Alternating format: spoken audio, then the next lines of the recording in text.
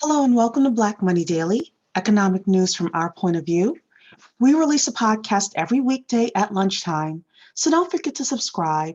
And now, here's the news. Let's talk about the stimulus deal. House Speaker Nancy Pelosi said yesterday that an economic stimulus deal must be struck by tomorrow, which is Tuesday, in order for Congress to pass legislation before Election Day. But she also noted that significant differences still divide her and Treasury Secretary Steven Mnuchin. Pelosi and Mnuchin spoke for 75 minutes on Saturday and agreed to speak again today.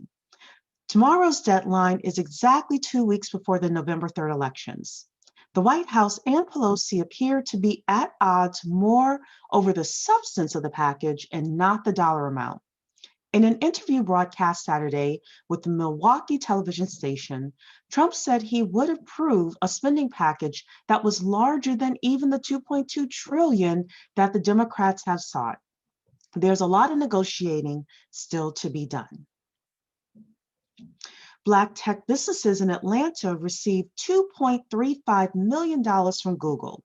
Congratulations, for example, to Aaron Fender, one of the founders of an Atlanta-based Black-owned coffee company who will be receiving $50,000 from Google. Again, it's a part of a $2.35 million funding package that the tech giant has earmarked for Black businesses. Launched by Google in 2011, Google for Startups partners with local startup businesses. And in June, they created the Black Founders Fund to help Black businesses and entrepreneurs as part of its commitment to racial equality. Google plans to give 76 Black tech businesses across the nation $5 million.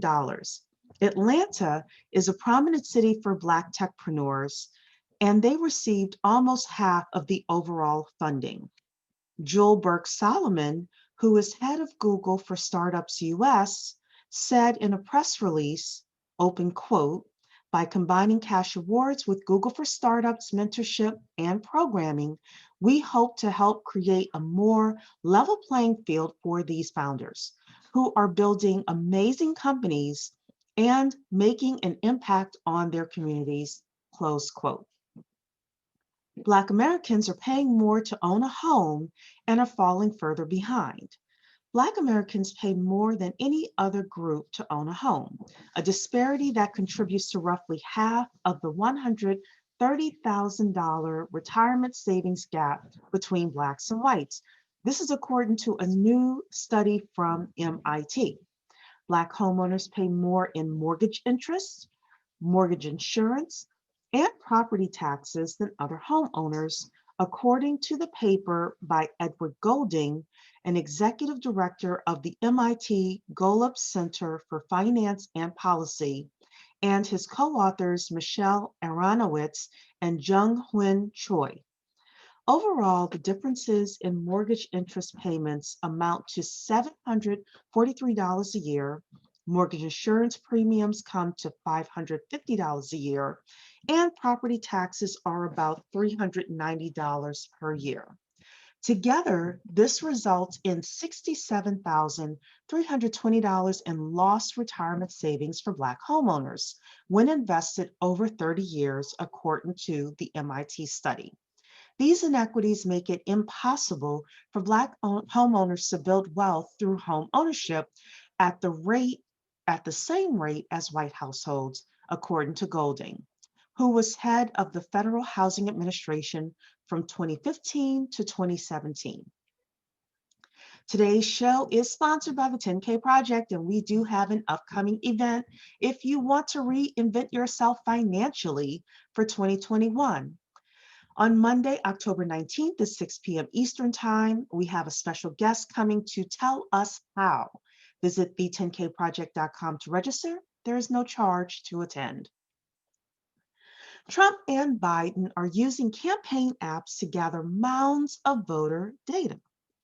Millions of citizens involved in the 2020 presidential campaign, including organizers, volunteers, and fervent supporters, have downloaded a campaign app like Vote Joe or Vote Trump 2020. When they download it, users give the app their telephone number, thereby subscribing them to a stream of text messages, encouraging them to get more involved. The Biden app asks for access to users' contact list.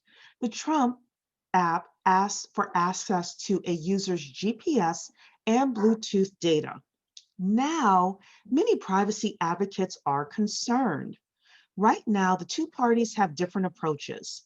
For Democrats, the name of the game is, quote, relational organizing, which means getting supporters to reach out to their families and friends on behalf of the campaign.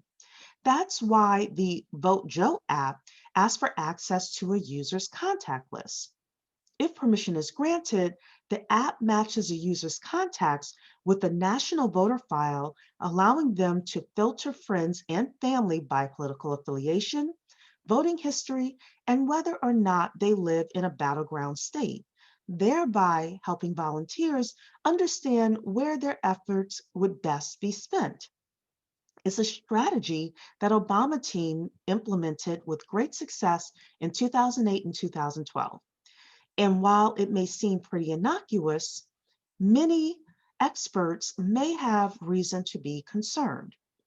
Trump's app, on the other hand, requires a phone number, full name, email, and zip code to sign up, and users are immediately asked to share their location information.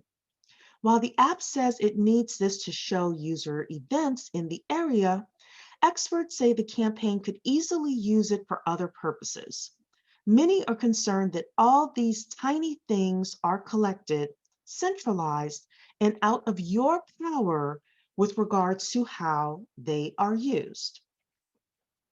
Every Monday is Money Monday, and here's a question you may be asking yourself.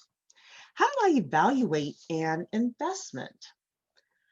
Well, this is according to experts. They say that the basic goal of an investment is to make money. So you want to look for opportunities where the upside, AKA potential to make money, is as high as possible while in balancing risk. You always have the option to pick individual company stocks or bonds, but some believe that could be tricky. One common tool for getting around this trickiness is a mutual fund or an exchange traded fund or an ETF. They offer portfolios with a bunch of investments that you might not be able to buy on your own, given your own resources. So rather than buying one share of Apple stock, you can invest in one share of a fund that invests in a much larger portfolio of large US companies, including Apple. This means you don't have to be a stock picking genius who can spot the next big thing. You spread your investments around a lot more and temper your risk. When evaluating a mutual fund or ETF, experts suggest that you take a look at a site called Morningstar.com. It's an independent research tool for investments. Consider the fund's Morningstar category to get a better idea of what type of investment you're looking at. Next, you also want to look at the fees associated with the investment. The annual fees, also known as an expense ratio, are expressed as a percentage of your total investment.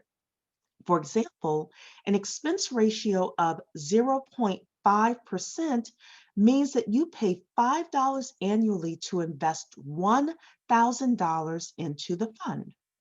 Lastly, consider the past performance of the fund that you are looking at. Even though past performance is not a perfect indicator of what will happen in the future, it can give you a sense of how the value of the fund has grown or fallen over time and what the overall trends look like. So that's our podcast for today. We'd love to hear your comments about today's topics. And don't forget to rate, comment, subscribe, and tell a friend or two about Black Money Daily.